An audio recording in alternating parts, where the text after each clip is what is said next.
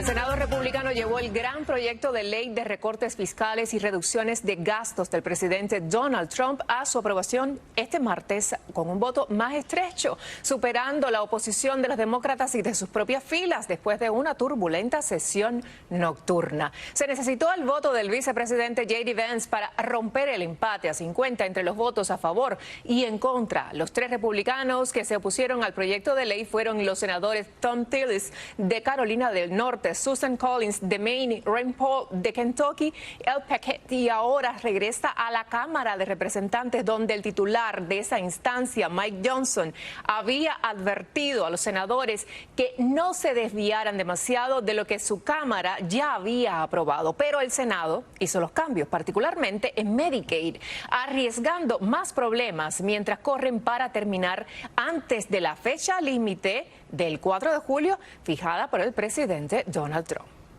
Y hoy entran en vigor unas 120 nuevas leyes en la Florida, algunas de ellas en temas tan imprescindibles como las propiedades en los condominios, las multas por velocidad en las calles.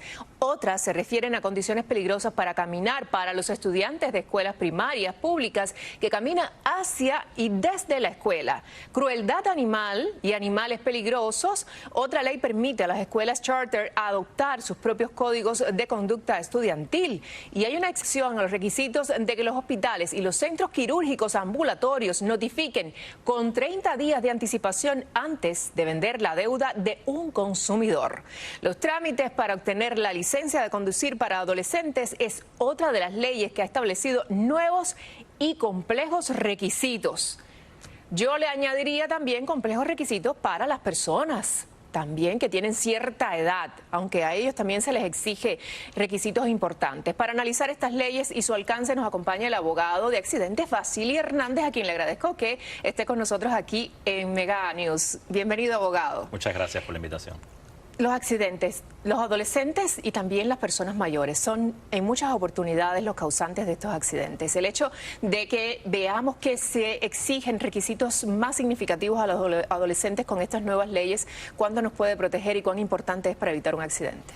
Sí, esas nuevas leyes que van a entrar en vigor con respecto a los requerimientos para los adolescentes, de hecho tiene un curso específico que no lo incluía antes, que es enseñarle a los adolescentes el riesgo que conlleva el uso del celular en la carretera. Me acuerdo que fue una de las motivaciones fundamentales cuando pasaron esa ley. Con respecto a las personas de la tercera edad, creo que va a ser más seguimiento con el tema de la salud, análisis de optometría, sí. Sobre todo la parte de la visión, que es muy importante a la hora de conducir, y sobre todo también la recertificación de la renovación de la licencia de conducción cuando tengan que hacer un examen práctico. Es un poco como alertar, porque es muy penoso, y vimos un caso hace unos meses, te puedo decir creo que 2 meses, de este adolescente que fue condenado, sentenciado a varios años de cárcel por la muerte de 2 personas, por haberse llevado un automóvil que no le pertenecía. Entonces hay que cuidar, proteger a los adolescentes también de cometer este tipo de incidentes. Abogado, ¿qué puede hacer una víctima si el responsable de un choque en un accidente se da a la fuga? Sí, la realidad es que las leyes de la Florida ya imponen una responsabilidad penal si las personas en caso de accidente se dan a la fuga, pero la nueva ley que entra en vigor realmente va a poner un componente que es más para la protección económica de las víctimas, donde va a obligar que las personas que se dan a la fuga sean responsables por la reparación del vehículo o daños a la propiedad. Y de hecho, la ley está estructurada de una manera que va a realmente velar por el consumidor, porque el juez, una vez que usted sea declarado culpable por haberse ido a la fuga, lo cual es un delito en el estado de la Florida, automáticamente le va a dar capacidad a un juez de imponer una multa y de imponer sanciones económicas para que esa persona sea responsable de pagar los daños a la propiedad de la víctima. Pero me imagino que sean más exigentes también con las pruebas. ¿Qué pruebas debe tener esa persona para exigir que le reparen los daños bajo esta nueva ley? El requerimiento más importante realmente es que la persona, para que le aplique esta nueva ley, el requerimiento más importante es que la persona sea declarada culpable por haberse dado a la fuga. En otras palabras, usted se dio a la fuga y realmente ya no importa la causa, el motivo. Usted automáticamente, además de que el Estado le va a perseguir y le va a procesar penalmente, un juez le va a imponer a esa persona la responsabilidad de pagar los daños a la propiedad y los daños económicos de la víctima del accidente. Aunque no haya lesiones, aunque no exista lesiones, que la víctima no haya sufrido lesiones o alguien dentro del automóvil haya sufrido lesiones, pues puede buscar una compensación civil. Les va a ser impuesta por un juez, sin duda alguna. Ya. Conducción temeraria como delito penal es otro de los temas que se aborda. ¿Qué castigos enfrenta a alguien que maneja más de 100 millas por hora o supera el límite en 50 millas por hora? Sí, inicialmente, de hecho, estuve mirando el análisis de esa pieza de legislación y realmente estaban proponiendo castigos mucho más fuertes que los que al final se aprobó.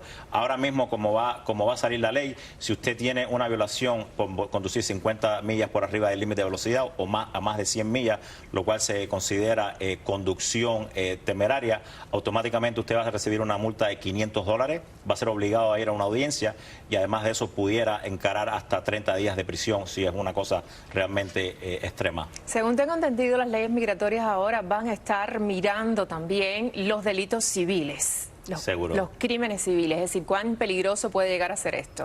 Va a aumentar la vulnerabilidad de las personas que están en algún estatus de inmigración realmente no sólido o están indocumentados, porque una sencilla infracción civil como puede ser exceso de velocidad automáticamente puede alertar a las autoridades y ahí realmente las autoridades de ICE pueden entrar y rastrear su caso. ¿Qué diferencia hay ahora entre una simple multa y ser acusado de un crimen por exceso de velocidad? Ahora, el conducir temerariamente realmente va a ser va a ser considerado un delito. ¿Este cambio legal puede reducir los accidentes o solamente va a aumentar las penas?